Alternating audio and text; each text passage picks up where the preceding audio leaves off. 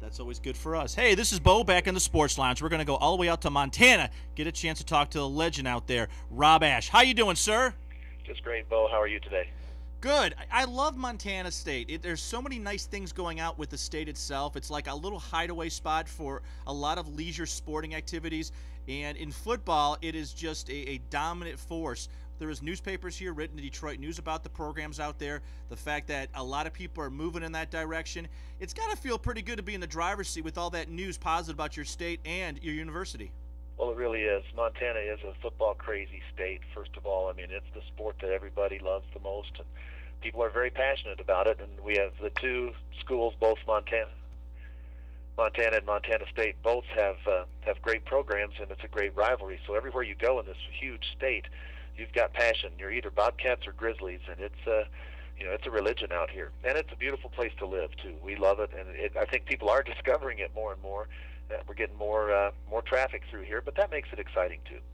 Well, I think if you go to YouTube and you type in Montana and Bobcat, you'll actually see a grizzly bear and a bobcat actually doing battle. Then underneath it is the football team, because we did it here in the studio. We go to YouTube quite a bit, and one of the guys goes, "Hey, this is hilarious. Look at this!" And right underneath it was your programs going head to head.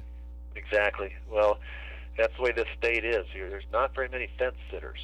I mean, you're either a Montana Grizzly or a Montana State Bobcat, and the Cat Grizz game is one of the great rivalries in the entire country. But the cool thing for us in the football championship subdivision is that in Montana we don't have any NFL teams, we don't have any bowl division teams.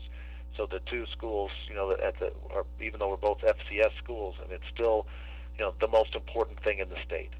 And that makes it's real special for our subdivision, because that doesn't happen in very many other states. No, it doesn't. We know in North Carolina, when I was living down there in Ohio, they have the professional teams, and sometimes the college teams do take a hit because of the fact that the focus is always on the pro leagues and what they're doing. But there's still the rivalry here in Michigan and Ohio State, which is awesome. Michigan State, and obviously we can totally sympathize with your love-hate relationship, because 1-2, 2-1, you're always going at it, and at the end of the year you've got a Super Bowl coming. That's exactly right, and it makes it tougher too, because we're in the same conference.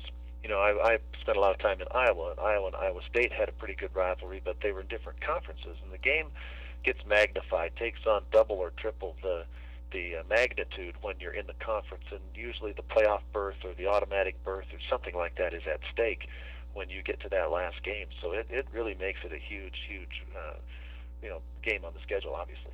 Absolutely. Now, Coach, with every single roster that comes into it, you always kind of replanning, looking ahead, looking at old years footage, realizing that some of those guys are either going to step up or maybe even disappear, unfortunately, as far as in the program. But who are those individuals right now in the X's and O's that have really demonstrated themselves last year within the program, especially as deep as you went in the playoffs, that you're really going to be counting on now?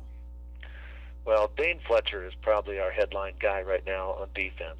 Dane just got named to the Buck Buchanan watch list, and so that the Buck Buchanan Award for football championship subdivision goes to the best defensive player in the country. And 2 years in a row, the Big Sky Conference has won that award. University of Montana had a winner, and Eastern Washington had the winner last year. Dane Fletcher is one of four candidates on the entire country that were named to the preliminary preseason watch list for Buck Buchanan. He's a great player. He's actually from right here in Bozeman, and he's about 6'2", 250 defensive end with great speed.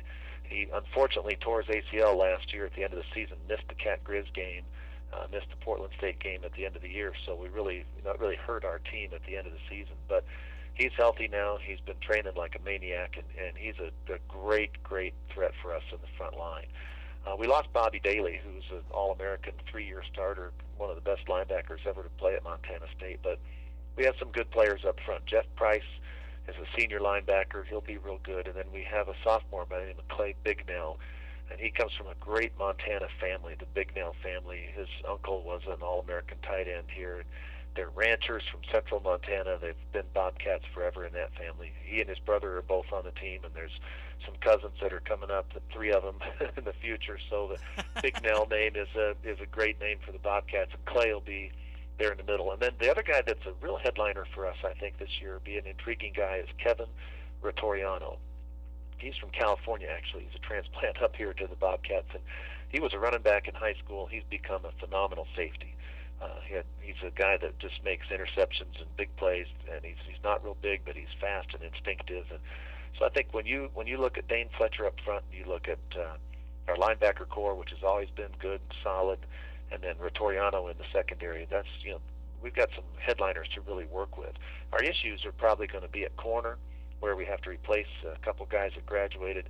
We've got some young people at one of the corners, and I think otherwise maybe interior defensive line, where we're kind of concerned. Over on the offensive side, we run the ball well here. That's been our forte. We did lose Demetrius Crawford, who was an outstanding tailback for us, all-conference player, diminutive little back, just a tremendous spark plug for us. He graduated. So we've got a committee of 4 guys that are going to be fighting for that running back spot, and that'll be a huge key for our season to see if somebody can emerge at that running back spot. We have Aaron Mason, who's a senior. We have 2 freshmen.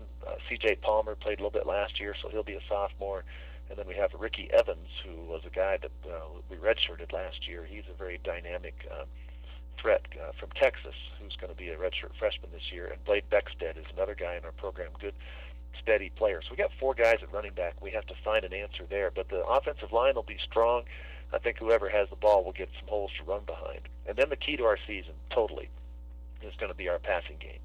Over my career, I've been known as a offensive coach and a guy that had good passing games and good point productions and good total yards, and we just haven't thrown the ball as well as we'd like to here since we've been at Montana State, and we just haven't had the quarterback receiver play that we'd like to have. So we have both of our quarterbacks back who played last year.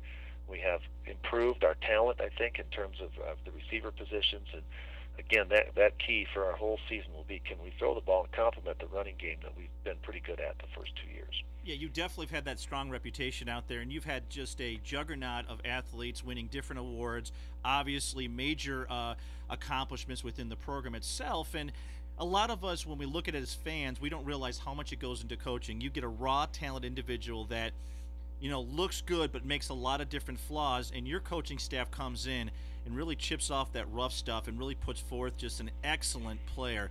You've got so much going on in that program, and a lot of times you don't get a chance to pat yourself on the back or even acknowledge it because you wind up with the loss possibly at the end of the season because there's really no bowl games to go to. So, do you ever get a chance to really enjoy what you've accomplished over the years at Montana? Well, it's been fun. We've had we've had a good go at it here with the last 2 years. We came into a tough situation, with the Grizzlies have got the established program up there in Missoula, and so we've been kind of catching them. And during the early 2000s, Montana State got the upper hand. We won the Cat Grizz game in 2002 and 2003 and 2005, and sort of had it rolling. And then the Grizzlies got back on top again and had the last 2 or 3 years they've had excellent seasons, and they went all the way to the national championship game last year. So we're kind of trying to claw our way back. But we've only been here 2 years. We won 6 games my first year. We won 7 games the second year. And, now it's our turn to try to get to that threshold of winning 8 games, which means you're going to get in the playoffs, get a chance to try to see if we can become a national contender again. And yeah, we like what we've done because we haven't just worked on the field. I mean, we've had to improve our academic performance of our team. We've had to put tighter standards on our behavior of our team off the field because it wasn't the best, and there were some issues there that we've cleaned up. And so we had a massive overhaul that we've done over the last 2 years to try to build the program the right way. And I'm really looking for this year to be the year when we turn the corner, when we get back up to that playoff level again like we were in 2006 when we beat Furman and we played Appalachian State and just had a great end of the season. That was the year before I came, and so